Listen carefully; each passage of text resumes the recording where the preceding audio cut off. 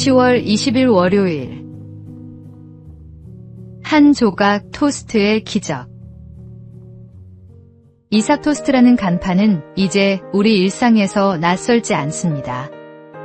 전국 800여 매장, 해외까지 뻗어나간 이 브랜드가 사실은 단 한 사람의 작은 선택에서 시작되었다는 사실을 아십니까? 이삭 토스트 김하경 대표는 남편의 건강 악화로 생계를 책임져야 했습니다. 학원 강사로 일했지만 수입은 부족했습니다. 그러던 어느 날 봉사활동을 마치고 먹었던 토스트 한 조각이 그의 인생을 바꾸었습니다. 토스트 장사를 시작해보자는 마음이 생긴 것입니다. 1995년 청주의 3평 남짓한 작은 가게. 새벽부터 밤늦게까지 성실히 일하던 김 대표는 단순한 재료로 토스트를 만들었지만 한 여학생의 말이 전환점이 되었습니다. 여기에 소스를 바르면 훨씬 맛있겠네요.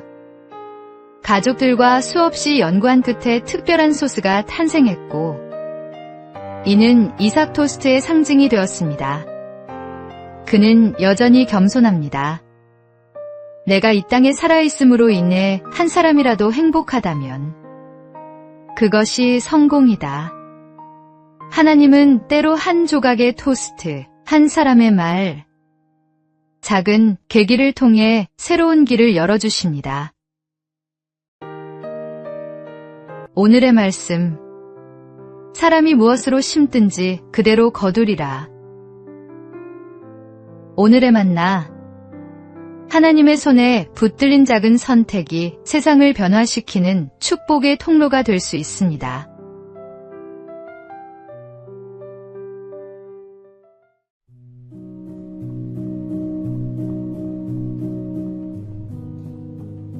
(10월 21일) 화요일. 분노의 대가. 한 직원이 상사의 지적을 받게 되었는데 그날따라 피곤과 스트레스가 겹쳐 있었습니다. 처음에는 그냥 넘기려 했지만 마음속 억눌린 감정이 터져 나왔습니다. 결국 그는 회의 자리에서 목소리를 높이며 상사와 심하게 다투었고 감정을 이기지 못해 사직서를 던져버렸습니다. 순간은 통쾌했을지 모릅니다. 하지만 그 결정은 돌이킬 수 없는 결과를 남겼습니다.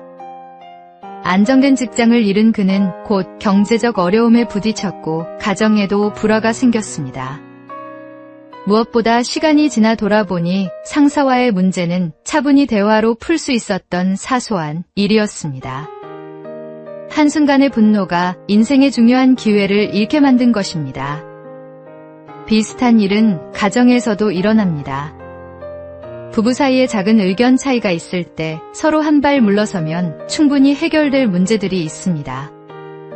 그러나 화가 난 상태에서 내뱉는 말 한마디는 상대의 마음에 깊은 상처를 남깁니다.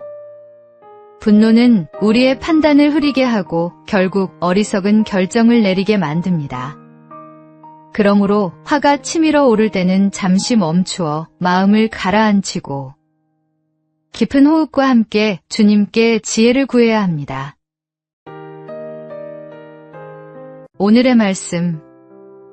노하기를 속히 하는 자는 어리석은 일을 행하고 악한 계교를 꾀하는 자는 미움을 받느니라.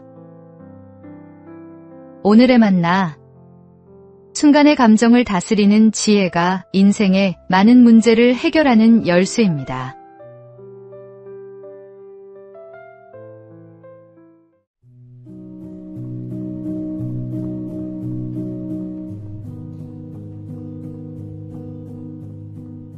(10월 22일) 수요일. 쥐의 마음. 어느 날 한 쥐가 있었습니다. 그는 고양이에 대한 두려움 때문에 늘 고통받고 있었습니다. 이를 불쌍히 여긴 마법사가 그 쥐를 고양이로 변하게 해주었습니다. 그러나 고양이가 되자 이번에는 개를 두려워했습니다. 마법사는 다시 그를 개로 바꾸어 주었습니다.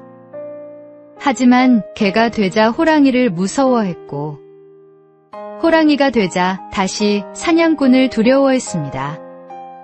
결국 마법사는 이렇게 말했습니다. 다시 쥐가 되어라. 내가 아무리 다른 모습으로 변한다 해도 가슴은 여전히 쥐의 가슴이니 어쩔 수 없구나.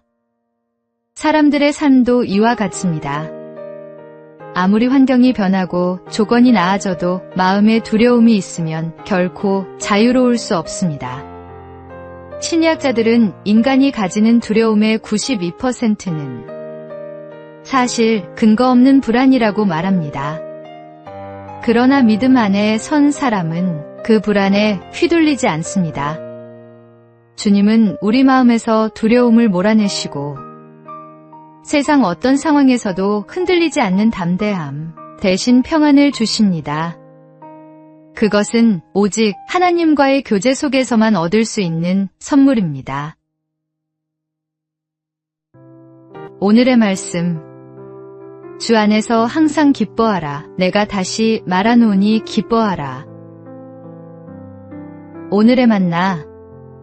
환경을 바꾸려 애쓰기보다 먼저 마음을 하나님께 맡기는 것이 진정한 평안의 시작입니다.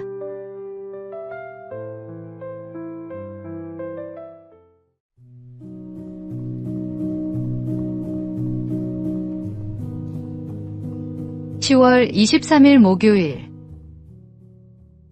기도의 성장 단계. 기도에도 성숙의 단계가 있습니다. 1단계. 아기의 기도는 가장 초보적인 단계입니다. 물질적인 것, 눈에 보이는 것을 구하는 기도입니다.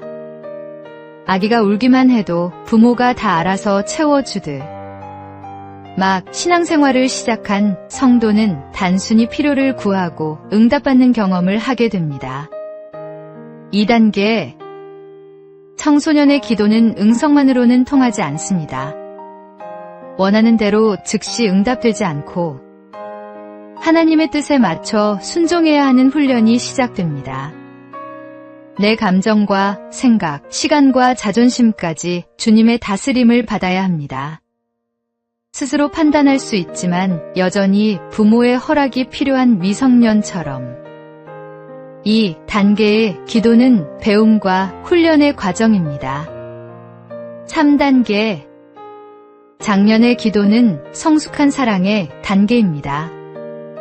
영혼이 주님과 깊이 연합되어 예수님을 신랑으로, 나는 그분의 신부로서 교제하는 기도입니다. 더 이상 말이 많지 않아도 그분 안에 머무르는 것만으로 충분합니다. 이 단계의 기도는 은밀하고 깊은 친밀함이 특징입니다.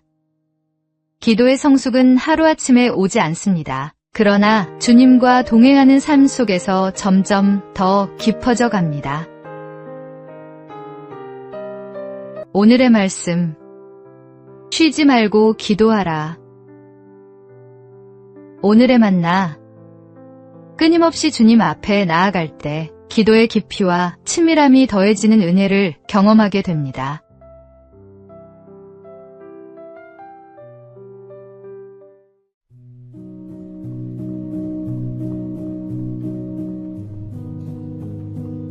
(10월 24일) 금요일.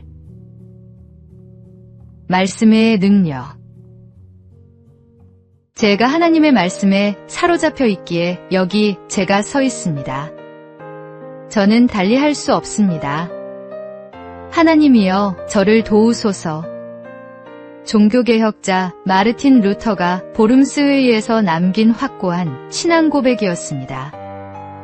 그는 성경이 결코 정치적 도구나 개인의 권력을 위해 사용되어서는 안 된다고 믿었습니다. 오직 하나님의 말씀을 선포하고 전하기 위해 존재한다고 확신했습니다. 루터는 로마서를 통해 하나님의 뜻을 발견하고 1517년 95개조 반박문을 게시하며 본격적인 종교개혁의 길을 걸었습니다. 그는 훗날 이렇게 고백했습니다. 나는 오직 하나님의 말씀을 가르치고 설교하고 기록했을 뿐입니다. 그런데 놀라운 일이 일어났습니다. 말씀은 스스로 역사했고 교황의 권세조차 흔들리기 시작했습니다. 이 모든 것은 말씀의 능력 때문입니다. 루터가 종교개혁을 일으킨 이유는 당시 교회가 하나님의 말씀에서 멀어졌기 때문이었습니다. 오늘날도 마찬가지입니다. 아무리 훌륭한 프로그램과 교재가 있어도 말씀에 기초한 신앙이 우선되어야 합니다. 말씀은 살아있고 능력이 있어 우리의 삶과 세상을 변화시키는 힘입니다. 오늘의 말씀. 하나님의 말씀은 살아있고 활력이 있어 좌우의 날선 어떤 검보다도 예리하여 혼과 영과 및 관절과 골수를 찔러 쪼개기까지 하며 또 마음의 생각과 뜻을 판단하나니. 오늘의 만나. 하나님의 말씀 앞에 겸손히 서서 그 능력을 경험하며 살아가는 신앙인이 되기를 소망합니다.